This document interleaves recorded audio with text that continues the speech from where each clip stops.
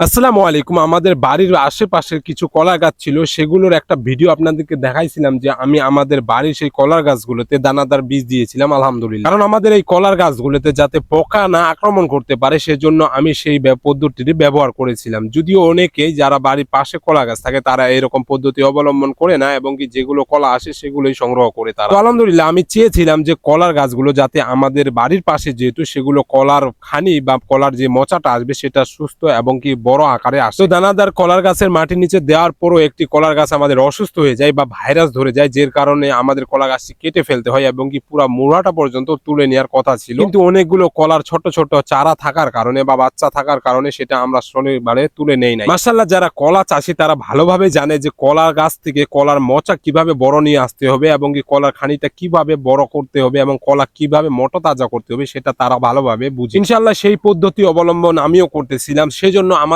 কলার গাছের আশেপাশে কিছু ছোট ছোট বাচ্চা কলার গাছগুলো ছিল, সেগুলো আমি ভালোভাবে কেটে দিচ্ছিলাম মুড়া পর্যন্ত। কারণ আমাদের যে বড় কলার গাছগুলো রয়েছে সেগুলোতে এখন কলার মোচা চলে আসছে বা খানি চলে আসছে, যাতে আমরা এখন সেখানে সার প্রয়োগ করলে সেই সারগুলো ছোট বাচ্চা কলার গাছগুলো খেয়ে ফেলবে, যার কারণে যে গাছটিতে মোচা আসছে মোচা পর্যন্ত সেই খাদ্যটা পৌঁছাবে না। ছোট ছোট বাচ্চা কলা গাছগুলো সেটি খেয়ে ফেলবে এবং কি কলার খানিটা বা মোচাটা সেরকম বড় হবে। পরবর্তীতে কলার মোচা বা খানিটা ছোট হবে এবং কি কলাগুলো ছোট আকারের হবে, মোটা তাজা হবে না, যেই কারণে আমি ছোট্ট কলার গাছগুলো সুন্দরভাবে কেটে দিচ্ছি। মূলত বাড়ির আশেপাশে যাদের কলা গাছ থাকে তারা এগুলো সেবা যত্ন করে না, স্বাভাবিক, কারণ এমনিতেই কলা গাছ লাগাই দিলে যেটুকু আসে আলহামদুলিল্লাহ সেটুকুই তারা সন্তুষ্ট থাকে। কাজের সাথে সাথে কড়া রৌদ্রের সাথে আমাদের প্রতিযোগিতা চলতেছিল, কারণ যে পরিমাণে কড়া রৌদ্র পড়তেছিল ঘামে পুরো শরীরের অবস্থা খারাপ। সেই সঙ্গে সঙ্গে বাংলাদেশের জার্সিও ছিল, যেটা আমাদের একেবারে কাজের সাথেই আমাদেরকে মিশিয়ে নেওয়া উচিত, কারণ আমাদের যে অবস্থা সেদিকে না যাই আমরা তারপর আমাদের জৈব সারের কাছে চলে যাই, কারণ আমাদের মুদাবি থেকে গোবর সারগুলো নিয়ে আসে কলার মাটির গোড়ায় দিতে হবে। তো সেজন্য আমি আমাদের মুদাবিতে চলে যাই। যদিও আমাদের এই রাস্তাঘাটগুলোতে সুন্দর আলহামদুলিল্লাহ বাতাসের আবহাওয়া এবং সেই সাথে ছায়া আছে। মাঠের বাইরে হলে যে কড়া রৌদ্র পড়তেছিল, এই কড়া রৌদ্রে মাঠের বাইরে কাজ করাটা একেবারে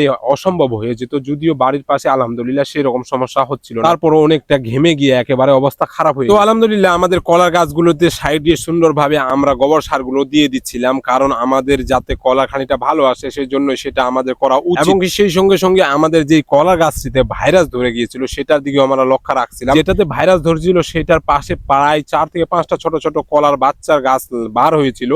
তো সেজন্য আমাদের উচিত ছিল এই পুরা গাছটার মুড়াসদা উঠাই ফেলা দেওয়া, কারণ আমাদের এই গাছটা রাখলে অন্য কলা গাছে ভাইরাস হতে পারে এবং কি দূরত্ব কারণে আমাদের সেই গাছগুলোতে ভাইরাসটা যায় না। ছিল দিনের কাজের একটু অংশ। সকলেই সুস্থ থাকবেন, ভালো থাকবেন, আমার জন্য দোয়া করবেন। আসসালামু আলাইকুম ওয়া